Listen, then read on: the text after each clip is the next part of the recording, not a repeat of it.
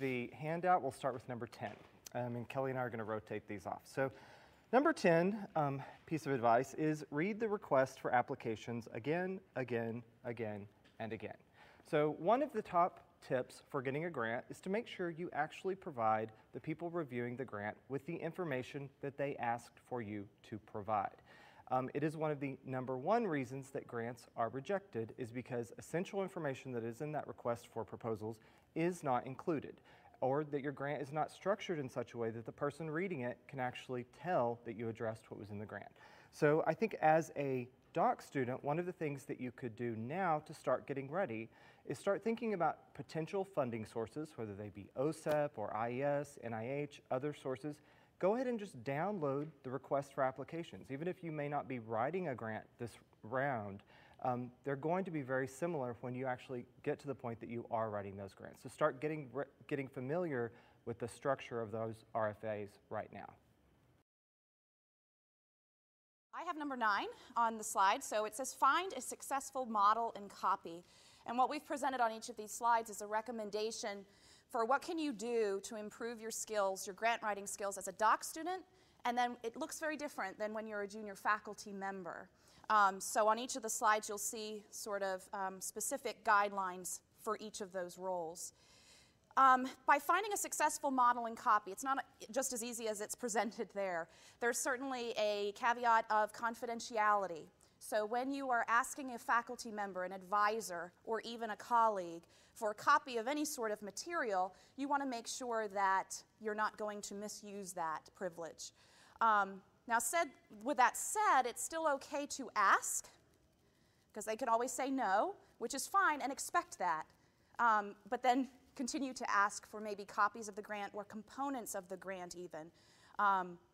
When I finished my doctorate at George Mason, I went to George Washington University, then went back to George Mason, and my position at the time was to just solely write grants.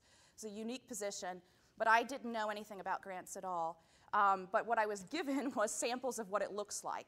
And so looking at the grant, I didn't worry about the content. What I looked at was, how's the table of contents formed? What is included in the appendices? What's the length of it? Where did they put this section? What makes sense in the flow? Even the headers, the technical type of writing. So becoming accustomed to that is learning. So if you have access to copies of grants, that's our number 9 recommendation. Number 8 is obviously know your audience. Your audience, when you're writing a grant, is you're requesting money for a project. So your funder is your audience. So if you're asking IES or NIH or a State Department for funding, then do your homework and you go online or you call individuals and you're asking them, what's the purpose of your funding? What is your priority? What is your scope of that or the mission of that organization? IES, if you go on their site, they will have a list of the abstracts of previously funded grants. And you can read the abstract, you can look at the authors of the awardees, perhaps contact them, but you get a sense of who are they funding, what projects are they funding. Now they change every year, obviously, but it gives you an idea of the audience. As junior faculty, it's also recommended that you take on the opportunities, possibly to review for grants. That's a good learning opportunity. Many of the organizations are constantly looking for individuals to review submissions, applications, and that's probably the best way to learn before you review a grant. To write a grant is to review one. That's it. And one more point I would add in terms of knowing your audience is also realize the people who are reviewing your grants are very busy, oftentimes faculty members or other people in the community. So they're going to be reading your grant probably on an airplane or in a hotel room when they're exhausted. So you need to format it in such a way that it's very easy for the reader, by use of headings and following the RFA structure, that they can find information that they want really quickly in your grant. I think that's really important to know. Number 7 is probably a fairly obvious one. Actually have a good idea that's fundable. You can see the little bird. You can barely see him sitting on the island there, sitting for quite a while before a light bulb comes on. He actually realizes he can fly off of the island. But I think a good thing to be thinking about is what is something that you're going to propose in a grant that's novel, that I'll even use the word sexy, but interesting, something that whenever the reviewer's reading a pile of 15 things, yours is the one that sticks out in their head, that when they go to dinner, they say, you know, what was really interesting if this person proposed to do this unique or novel thing. And I think that's really important because doing kind of the same old business as usual isn't going to get you funded. And so you may be thinking, well, how in the world do I come up with that idea? Read, read, read, read, read. One of the greatest things that you have right now, I know you all feel busy. How many of you feel really busy right now? It just gets worse. So one of the things that is really great for where you are right now is you actually are being given time to read. Read the literature deeply, widely, and really think. Spend some time thinking, and that's going to help you come up with a novel idea. Okay, number 6 is probably, if I was sitting where you are, I'd star it.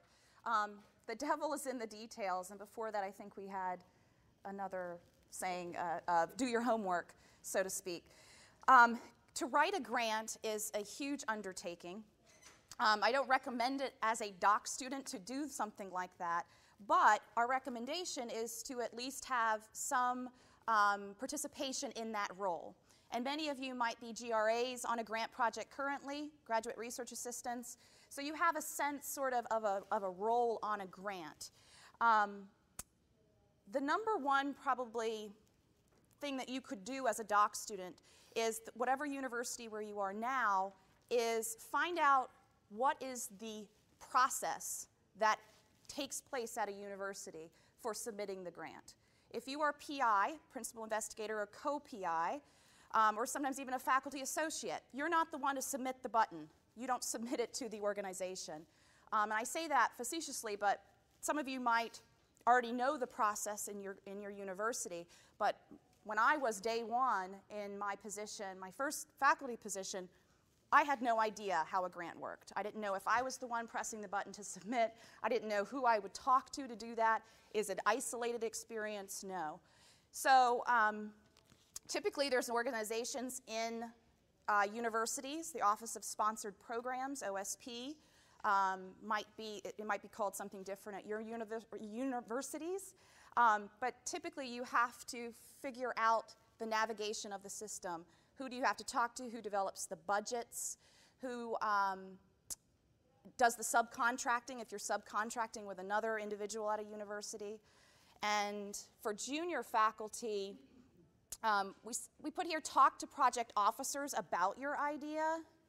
So when you're looking at a grant proposal, typically there's a contact person of a project officer that oversees that award, their number or their email. Even if you're not writing the grant, call them up, propose the idea, and gather some feedback that way. And I think adding to that, another piece is if you can get, right now, how many of you have seen a budget to a grant at this point? That's pretty impressive. Because a lot of times I think it's one of the biggest things that's neglected in doctoral training is how to build a budget. I found myself, one of my very first grants that I worked on, somehow they thought I should be in charge of the budget. And I'm like, oh, great, you know, it's $2 million. I can totally do that. So I get an Excel spreadsheet and start cranking it out, you know, with the design that was proposed, and I realized that our original design would have cost $5 million. So I had to kind of go back to the other team and say, we can't actually do any of that. That's too expensive. And I think that's something that you could get some, you know, experience asking your advisor to see budgets. I think that's really useful. So number 5, go little, then go big. See, little bitty Satan, hell on wheels, the early years.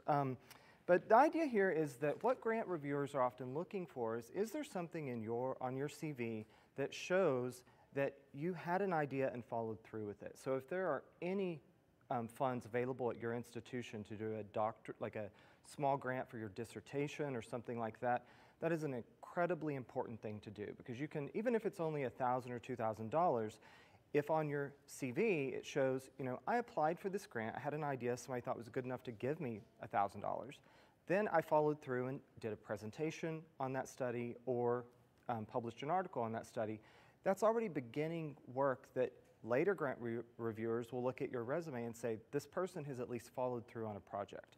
And you can also do that once you become faculty. Oftentimes, like the University of Pittsburgh has a couple of small grants for beginning faculty. One is $3,000 and one is $16,000. And those are really nice ways to get started so that whenever you kind of start playing with the big boys, that you have some demonstration that I've done this kind of stuff before. And I think that's really important. Okay, number 4 says partner with experienced grant awardees. And there's 2 roles for this. As a doc student, you're probably not going to participate as a PI, co-PI, or even a faculty associate. Your role is probably more graduate research assistant. There's other opportunities, though, that you could have. Many of you are probably have leadership positions, roles, if you're a part-time doc student. For example, if you were an acting principal, or if you have some leadership advocacy role in the community. Many people who are composing their grants are often looking for members to serve as advisory boards, or as consultants, or some sort of providing some expertise to a grant project. So the only way that faculty who are writing these grants together are going to know that is for you to advocate, these are my expertise, these are my skills, this is how I can contribute. So your role then might be to provide a letter of support for a grant project. Your role then would be talking to the individuals that are developing this idea and just learning about their idea and how do I serve as an associate to this grant. For junior faculty, of course, it's about networking. It's about networking when you're a doc student too, but you're going to always be considering who has the same ideas as I do. And networking and keeping contact with those individuals, not just at your university, but extend beyond your university so that you can develop potentially an idea to collaboratively write a grant together as a junior faculty member, as a co-PI. I also wanted to add, too, that just coming to discussions such as this is helpful, hopefully, and they have the funders, the sources of funders, come to many of the national organizations that you've attended. You've probably gone to sessions at CEC or AERA that are conducted by organizations like IES, like OSEP, that provide information about their RFAs, what they're looking for, past awardees, and that sort of thing. The foundations also present, like Spencer Foundation, so you can just become more knowledgeable about those funding sources, how competitive they are. So you can construct their timelines is another thing that's important. When do their RFAs come out? Number 3, take time and proofread. This one probably seems a bit obvious. I like the little graphic of the movie theater, the pirates knocked up Shrek. It's probably not exactly what they were hoping to get out there on the movie board. But the notion here is that grant writing takes a lot of time, and you cannot do it last minute. And it takes a lot of time to coordinate all the people and have a final document that's ready to run through the 2 or 3 week process to get it out of your university. And so a lot of times people find themselves in the position of not having enough time to proofread.